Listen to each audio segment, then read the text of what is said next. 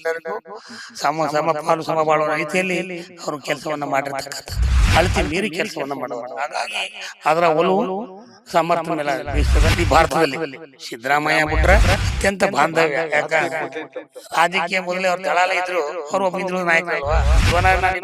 MLA Davanagere ದಕ್ಷಿಣ ಭಾಗ ಅಲ್ಪಸಂಖ್ಯಾತರ ಬೀಡು. ಸಿದ್ದರಾಮಯ್ಯ ಒಬ್ಬ ಜೀವಂತ ನಾಯಕ. ನಮಸ್ಕಾರ ವೀಕ್ಷಕರೇ, ದಾವಣಗೆರೆ ದಕ್ಷಿಣ ವಿಧಾನಸಭಾ ಕ್ಷೇತ್ರದ ಚುನಾವಣಾ ಕಾವು ರಂಗೇರ್ತಾ ಇದೆ. ಹಳ್ಳಿಗೆ ತೆರಳಿ ಕಾಂಗ್ರೆಸ್ನ ಹಿರಿಯ ಶಾಸಕರುಗಳು ಪ್ರಚಾರವನ್ನ ನಡೆಸ್ತಾ ಇದಾರೆ. ಅದರಲ್ಲೂ ಮುಖ್ಯಮಂತ್ರಿಗಳಾದ CM ಸಿದ್ದರಾಮಯ್ಯ ಅವರ ಅತ್ಯಾಪ್ತರಾದಂತ ಪುಟ್ಟರಂಗ ಶೆಟ್ಟಿ ಅವರು ಚಾಮರಾಜನಗರ ಶಾಸಕರು, 4 ಬಾರಿ ಶಾಸಕರು, ಮಾಜಿ ಸಚಿವರು. ಇವಾಗ ಕೂಡ ಜನ ಕೇಳ್ತಿರೋದವ್ರು ಯಾವಾಗ ಸಚಿವರು ಆಗ್ತಾರೆ ಅಂತ. ಅದಾದ್ಮೇಲೆ ಕೇಳೋಣ. ಮೊದಲನೇದಾಗಿ ಸರ್, ದಾವಣಗೆರೆಗೆ ವೆಲ್ಕಮ್. Thank you sir. ಹೇಗಿದೆ ಪ್ರಚಾರ? ಚೆನ್ನಾಗಿದೆ. ಹೇಗೆ ಅನಿಸ್ತಾ ಇದೆ? ಸತತವಾಗಿ ಬಿಸಿಲಲ್ಲಿ ಪ್ರಚಾರ ಮಾಡ್ತಾ ಇದ್ದಾರೆ. ಖಂಡಿತವಾಗಿ ಕಾಂಗ್ರೆಸ್ ಸರಿಗಿಂತ ಹೆಚ್ಚಿನ ಬಹುಮತದಿಂದ ಗೆಲ್ತದೆ. ಓಕೆ, ಏನಂತ ಕಾರಣ ಅಷ್ಟೊಂದು? ಅಷ್ಟು ಕಾರಣ ಅಂದ್ರೆ ಇಲ್ಲಿ ಬಹುಶಃ ನಮ್ಮ ಸಿದ್ದರಾಮಯ್ಯ ಮುಖ್ಯಮಂತ್ರಿಗಳು ಕೊಟ್ಟಿರ್ತಕ್ಕಂಥ ಕೊಡುಗೆಗಳು, ಮತ್ತೆ ಗ್ಯಾರಂಟಿಗಳು, ಭಾಗ್ಯಗಳು, ಅವು ಎಲ್ಲಾ ಸಮಾಜದ ಎಲ್ಲ ಹಿಂದುಳಿದ ವರ್ಗಗಳು, ಅಲ್ಪಸಂಖ್ಯಾತರು, ದಲಿತರು, ಮಹಿಳೆಯರು, ಕಾರ್ಮಿಕರು ಎಲ್ಲರಿಗೂ ಸಮಗ್ರವಾದ ಎಲ್ಲರಿಗೂ ಸಮಪಾಲು ಸಮಬಾಳುವ ರೀತಿಯಲ್ಲಿ ಅವರು ಕೆಲಸವನ್ನ ಮಾಡಿರ್ತಕ್ಕಂಥದ್ದು. ಮತ್ತೆ ಅವನು ಶಿವಶಂಕರಪ್ಪನವರು ಇಲ್ಲಿ ಅವರು 6 ಬಾರಿ ಗೆದ್ದಿ ಹಲವಾರು ಬಾರಿ ಸಚಿವರಾಗಿ ಒಳ್ಳೆ ಜನಸೇವೆಯನ್ನ ಮಾಡಿದ್ದಾರೆ. ನಿಮ್ಮ ಒಡನಾಟ ಹೆಂಗಿತ್ತು ಸರ್ ಶಿವಶಂಕರಪ್ಪ? ಶಿವಶಂಕರಂಗ ಅತ್ಯಂತ ಆತ್ಮೀಯರು. ಯಾಕಂದ್ರೆ ನಾನು ವಿರೋಧ ಪಕ್ಷದಲ್ಲಿ ಇದ್ದಾಗ ನನ್ನ ಪಕ್ಕದಲ್ಲಿ ಕೂತ್ಕೊತಿರು. ಅವರು 3ನೇವರು, ನಾನು ಕೊನೆಯಲ್ಲಿ ಕೂತ್ಕೊತಿ. ಹಿಂಗಿಗೆ ಅವ್ರು ಬರುವಾಗ ನಾನು ಕೈ ಹಿಡಿದು ಕರ್ಕೊಂಡ್ ಬಂದಾಗ, ಏನ್ ಪುಟ್ಟರಂಗ ಶೆಟ್ಟಿ ಚೆನ್ನಾಗಿದ್ದೀನಿ ಗುರುಗಳ ಕುಂತುಗಳೇ ಅಂತಿದೆ. ಬಹಳ ಆತ್ಮೀಯರಾಗಿದ್ರು.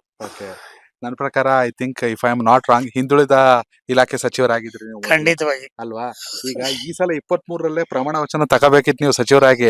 ಕೊನೆಯ ಕ್ಷಣದಲ್ಲಿ ಹೆಸರು ತಪ್ಪಾಯ್ತು ಅಂತ ಹೇಳ್ತಾರೆ ಬೆಂಗಳೂರಲ್ಲಿ.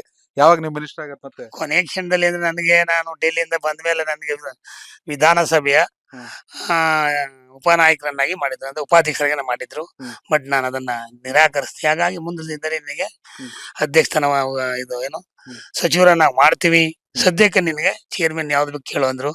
ನಾನು ಮೈಸೂರು ಇಂಟರ್ನ್ಯಾಷನಲ್ ಸೇಲ್ಸ್ ಲಿಮಿಟೆಡ್ ಅಧ್ಯಕ್ಷತೆಯನ್ನ ಕೊಟ್ಟಿದ್ದಾರೆ. ಆ ಒಂದು ನಿಗಮದ ಅಧ್ಯಕ್ಷ ಕಾರ್ಯವನ್ನ ಮಾಡ್ತಾ ಇದ್ದೀನಿ. ಸರಿ, ರಾಜಕೀಯ ಸೈಡ್ಗೆ ಇಟ್ಬಿಡೋಣ. ರಾಜಕೀಯ ಬದುಕಿದ್ದು ಬಿಟ್ರೆ ಚಾಮರಾಜನಗರ, ಮೈಸೂರು ಭಾಗದಲ್ಲಿ ನಿಮ್ದು ಸಿದ್ದರಾಮಯ್ಯ ಅವ್ರ ಸ್ನೇಹ ಹೆಂಗಿದೆ? ಅತ್ಯಂತ ಬಾಂಧವ್ಯ. ರಾಜಕೀಯ ಮೊದಲೇ ಅವ್ರು ದಳಾಲ ಇದ್ರು, ಅವ್ರು ಒಬ್ಬ ಹಿಂದುಳಿದ ನಾಯಕರಲ್ವಾ. ಆಗ ನಾನು ಯಾವಾಗಲೂ ಪಕ್ಷದಲ್ಲಿದ್ದರು ಮಾತ್ರ ಹೆಚ್ಚು ಗೌರವ ಕೊಡೋದು ಜಾಸ್ತಿ. ಆಗ ಅವರು ಮಾತಾಡ್ತಿದ್ವಿ, ಏನಯ್ಯ ಶೆಟ್ಟಿ ಅಂತಿದ್ರೆ ಅಷ್ಟೇ. ಏನು ಸರ್ ನಿಮ್ದು ದಳ, ನಾನು ಕಾಂಗ್ರೆಸ್ ಹೊಂದಿದ್ವಿ, ಆ ತರ ನಾವು ಇದ್ವಿ.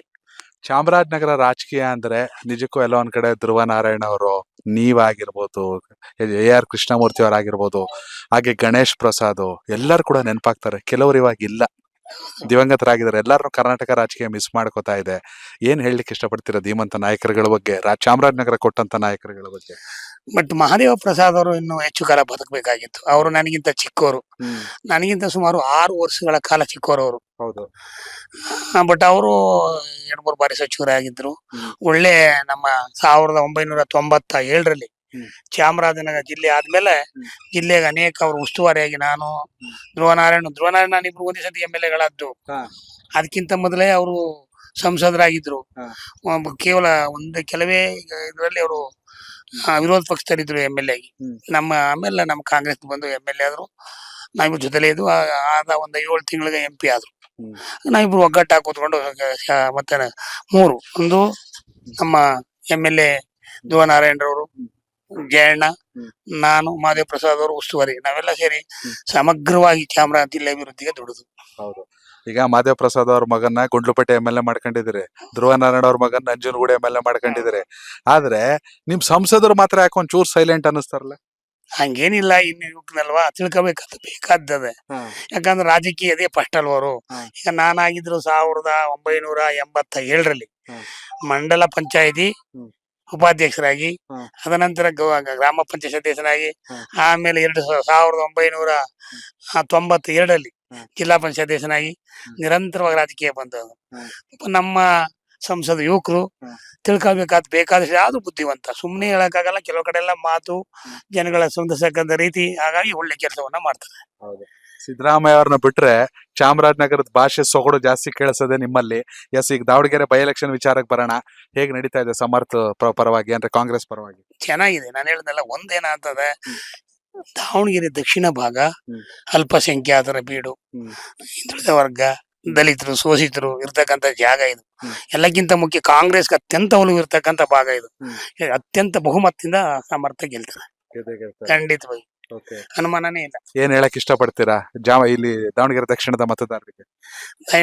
ಮತದಾರರಲ್ಲಿ ನಂದು ವಿನಂತಿ ಇಷ್ಟೇ, ದಯಮಾಡಿ ಈ ಭಾಗದಲ್ಲಿ ಈ ಬಾರಿ, ಯಾಕಂದ್ರೆ ಶಾವನೂರು ಶಿವಶಂಕರಪ್ಪ ಎಲ್ಲರೂ ಹೇಳ್ತಾರೆ ಒಬ್ಬ ಒಳ್ಳೆಯ ದಾನಿ. ಎಲ್ಲರಿಗೂ ಒಂದು ಸರ್ಕಾರದಿಂದ ಬರ್ತಕ್ಕಂಥ ಅನುದಾನ ಇರ್ಬೋದು, ತಮ್ಮ ಸ್ವಂತ ಅನುದಾನದಲ್ಲಿ ಅನೇಕ ದೇವಸ್ಥಾನಗಳಿರ್ಬೋದು, ಸಮುದಾಯ ಇವೆಲ್ಲವನ್ನು ಮಾಡಿಕೊಟ್ಟಿದ್ದಾರೆ. ನಾನು ನೋಡ್ತಾ ಇದ್ದೀನಿ, ಯಾವುದೇ ಒಂದು ಜಮೀನಿಗೆ ಹೋಗ್ತಕ್ಕಂಥ ರಸ್ತೆ, ಸಿಮೆಂಟ್ ರಸ್ತೆ ಮಾಡೋರು ಅಂತಂದ್ರೆ ಅವರ ಕಾರ್ಯವೈಖರಿ ಎಷ್ಟರ ಮಟ್ಟಿಗೆ ಇತ್ತು. ಯಾರೋ ಒಬ್ಬ ಅನ್ಬೋದು ನಮ್ಗೇನ್ ಮಾಡ್ದ ಅಂತ. ಈಗ 2,56,000 ಇರ್ತಕ್ಕಂಥ ಕ್ಷೇತ್ರ ಇದು. ನಮ್ಮಲ್ಲೆಲ್ಲ 7,20,000 ಇರ್ತಕ್ಕಂಥದ್ದು. ಎಲ್ಲನೂ ಮಾಡ್ಬೇಕು, ಹಂತವಾಗಿ ಮಾಡ್ಬೇಕಾಗ್ತದೆ. ಆದ್ರೂ ಅವರು ಅಳತಿ ಮೀರಿ ಕೆಲಸವನ್ನ ಮಾಡೋರು. ಹಾಗಾಗಿ ಅದರ ಒಲವು ಸಮರ್ಥನ ಮೇಲೆ ಬೀಸ್ತದೆ. ಮತ್ತೆ ನಾನು ಮೊದಲೇ ಹೇಳಿದಾಗ, ಎಲ್ಲಿ ಅಲ್ಪಸಂಖ್ಯಾತರು, ಹಿಂದುಳಿದ ವರ್ಗ, ಶೋಷಿತ ಸಮಾಜಗಳು ಇರ್ತದೋ ಅಲ್ಲಿ ಕಾಂಗ್ರೆಸ್ಗೆ ವರದಾನ ಆಗಿರ್ತದೆ. ನಮ್ಮ ಸರ್ಕಾರ ಇಂದ 13ರಿಂದ 18 ತನಕ, ಅದಾದ್ಮೇಲೆ ಈಗ 23ರಿಂದ 5 ಇಲ್ಲಿ 3 ವರ್ಷಗಳ ಕಾಲ ಸಿದ್ದರಾಮಯ್ಯನವರು ಮಾಡಿರ್ತಕ್ಕಂಥ ಕೆಲಸ, ನಮ್ಮ ಕಾಂಗ್ರೆಸ್ ಸರ್ಕಾರ ಮಾಡಿರ್ತಕ್ಕಂಥ ಕೊಡುಗೆ, ಇವೆಲ್ಲವನ್ನು ನೋಡಿದಾಗ ಖಂಡಿತವಾಗಿ ನಾವು ಎರಡೂ ಕ್ಷೇತ್ರದಲ್ಲಿ ಅಷ್ಟೇ ಅಲ್ಲ, ಬಾಗಲಕೋಟೆ ಬೇಡ್ರು ಗೆಲ್ತೀವಿ. ಮೇಟಿಯವ್ರ ಜೊತೆ ಒಡನಾಟ? ಮೇಟಿನೂ ಬಹಳ ಆತ್ಮೀಯರು, ವಯಸ್ಸಾಗಿದ್ರು ಅವರು, ನಾವೆಲ್ಲ ಜೊತೆಲೇ ಇರ್ತಿದ್ವಿ. ನಾನ್ ಬಂದ ಮೇಲೆ ಅವ್ರು ಒಂದ್ಸರಿ ಶಿಕ್ಷಕರಾಗಿದ್ರು, ಆಮೇಲೆ ನಾವು ಒಗ್ಗಟ್ಟಾಗಿ ದುಡ್ಕೊಂಡ್ಬಂದು ಮಧ್ಯೆ ಒಂದ್ಸರಿ ಸೋತಿದ್ರು ಅವರು, ಈಗ ಮತ್ತೆ ಗೆದ್ದಿದ್ರು. ಈಗ ಏಜ್ ಆಗಿತ್ತು, ಏಜಿನ ಇದರಿಂದ ತಗೊಂಡಿದ್ದಾರೆ. ನೀವು ತುಂಬಾ ಹಿರಿಯರಾಗಿರೋದನ್ನ ಕೇಳಲೇಬೇಕಾಗಿರೋ ಪ್ರಶ್ನೆ, ಬೈ ಎಲೆಕ್ಷನ್ ಆದ್ಮೇಲೆ ಮುಖ್ಯಮಂತ್ರಿ ಸ್ಥಾನ ಬದಲಾಯ್ತಾ? ಅದು ಗೊತ್ತಾಗದಿತ್ತು ಪ್ರಶ್ನೆ, ಅದು ಹೈಕಮಾಂಡ್ ಬಿಟ್ಟು ವಿಚಾರ.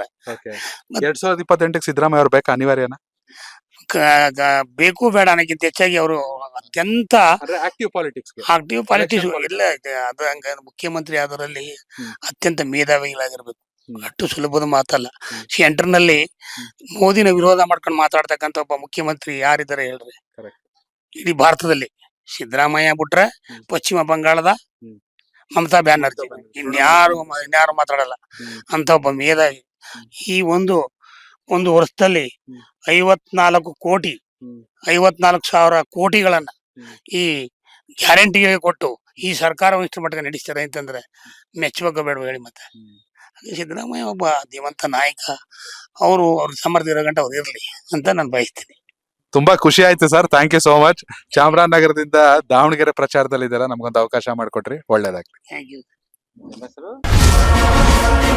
ಕನೆಕ್ಟ್ ಕರ್ನಾಟಕ, ಇದು ನಿಮ್ಮ ನೆಟ್ವರ್ಕ್.